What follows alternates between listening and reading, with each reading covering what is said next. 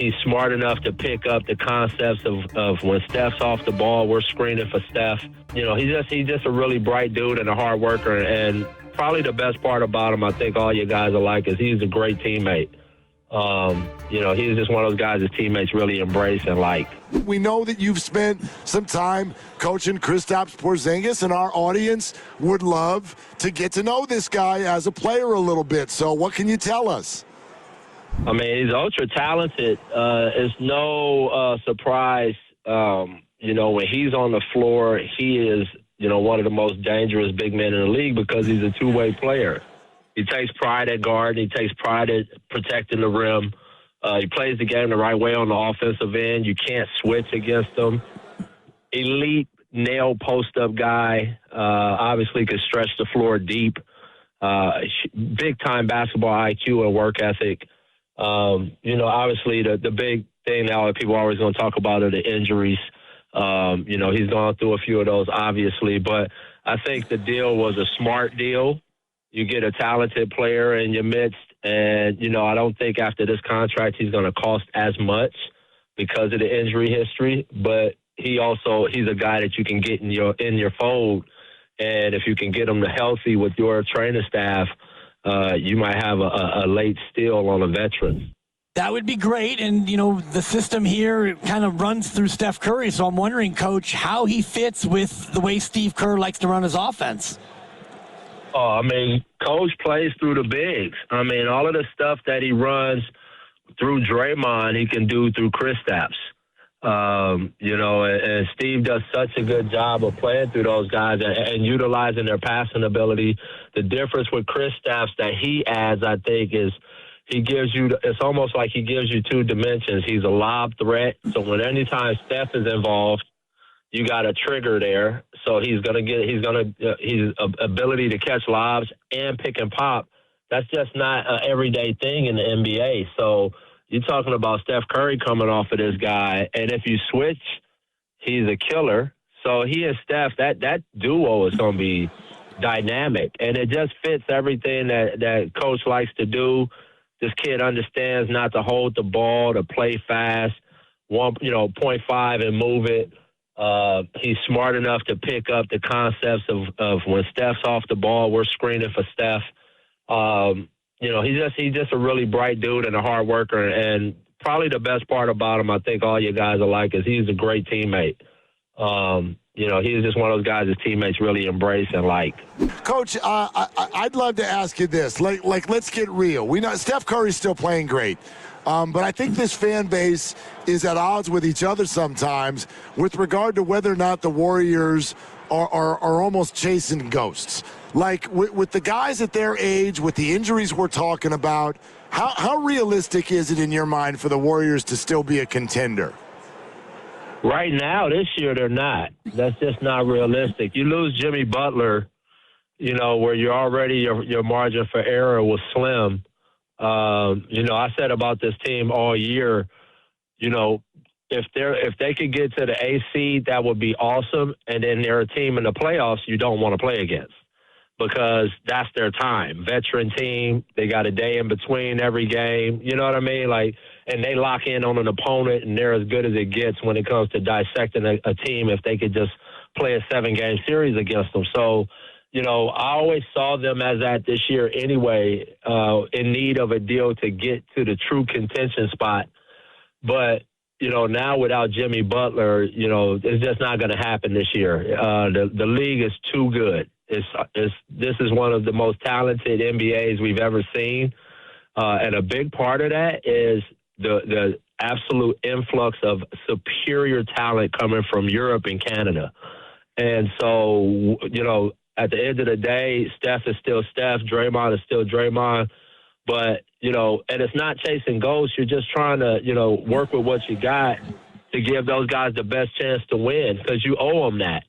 If they're not gonna, if you're not gonna do that, then you need to talk about moving them because those are champions and they only understand chasing rings. And so, I know that the front office is doing everything they can to try to build a championship team around those guys. But the other thing that they always going to run up against is their age, and do you do anything that extends out past how long those guys are going to play that could end up hurting you, or strapping you for later. So, it's a lot of considerations when you talk about older superstars and trying to build around them and how delicate that is, because, that's not an easy job. And I think, they've done as good a job as you could do at trying to bring people in, build with the cap that they have and make themselves relevant.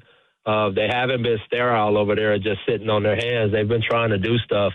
Ultimately, though, when I look at you guys' roster now and the players that's there, you're just not going to get a lot back, for the guys that you have on the roster right now. All solid players in their own right, but not anything that's going to demand another team give up a really good basketball player to join the roster. So, it's a difficult situation. At some point, they're going to have to make some tough decisions, hopefully not in the near future. But, I think the Kristaps Porzingis thing is a sneaky thing that could end up as they build, next year and beyond, as Jimmy gets healthy.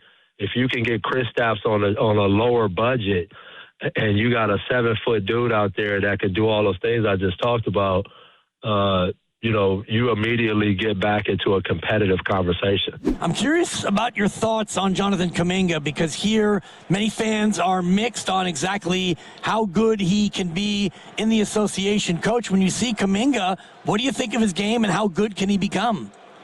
It's all about fit, and he just didn't fit with the style of play. And, he may end up finding a home in Atlanta maybe, just based on them not being a different system. You can see kid Nickeil Alexander-Walker has really thrived there. Obviously, JJ has really thrived there. They're an attack team. They're a dribble drive team with the backside movement instead of the front side being movement. And that's different. The Warriors are a passing team, a movement team, a catch-and-shoot team a lot of times when it comes to Steph.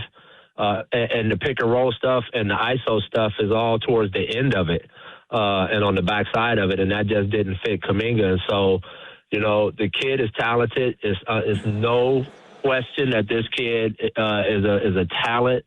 He's exactly what the league requires from the standpoint of 6'9", athlete, super motor, and can attack the rim. So it's just a matter of him landing in the right role, and hopefully this Atlanta situation is the right situation, because Atlanta clearly has a systematic way that they're going about putting together their roster with length and skill and motor.